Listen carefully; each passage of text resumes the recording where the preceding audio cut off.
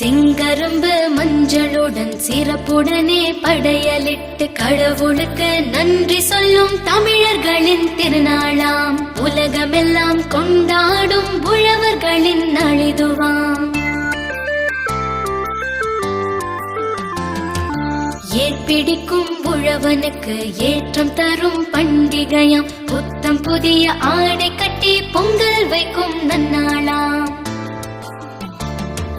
செங்கரும்பு மஞ்சளுடன் சிறப்புடனே படையலிட்டு கடவுளுக்கு நன்றி சொல்லும் தமிழர்களின் திருநாளாம். உலகமெல்லாம் கொண்டாடும் உழவர்களின் நாள்.